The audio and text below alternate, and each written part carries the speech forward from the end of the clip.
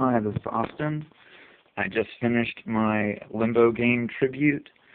Hopefully the guys at Playdead will enjoy at least seeing the video. I don't know if we'll be able to ship it to them.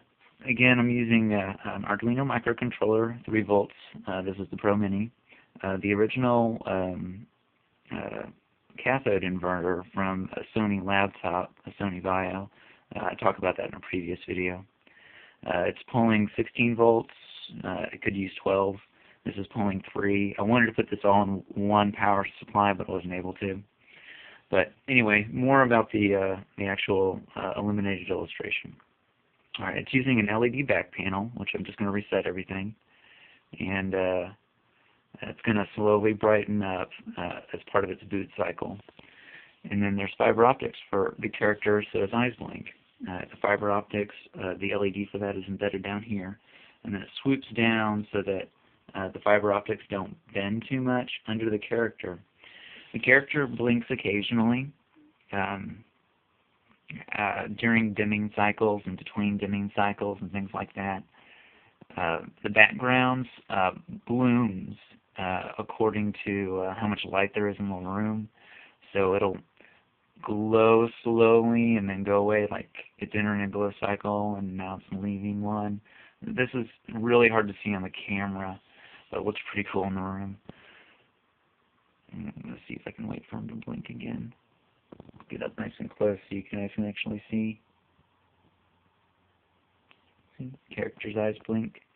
And then the back panel just illuminates, which is kind of cool. There's a photo cell here which controls the ambient brightness.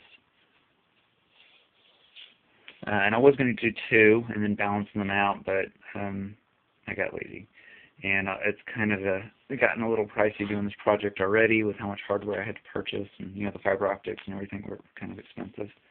But anyway, let me show you what it looks like when I turn the lights out.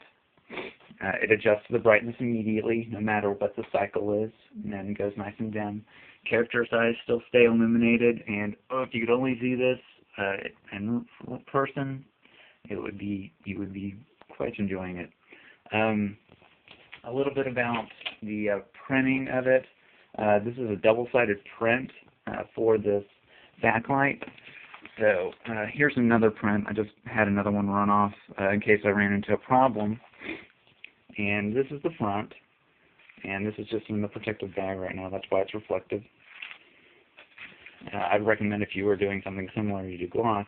Then the back is modified so that different light ranges are apparent, and also there's been some static added to it so that it shines through differently from the back, and gives it a nice visual texture.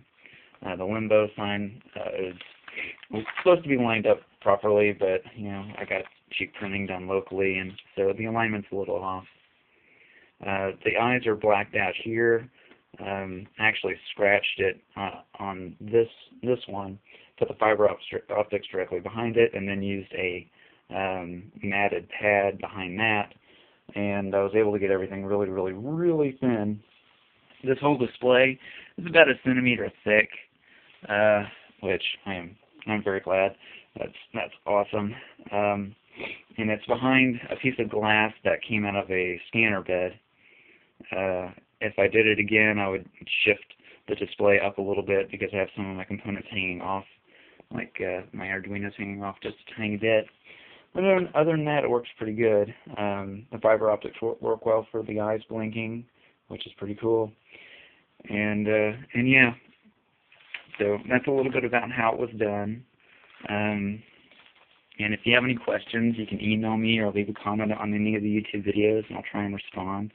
It's been a fun project, and I really thank the guys at Spark Fun for a lot of the parts that I needed to order. They do really nice product post every Friday, and all their products have all the data sheets with it, which is something that this cathode did not come with out of the laptop I scrapped it from, which was very irritating, so I had to do a lot of debugging on it to finally get it to work.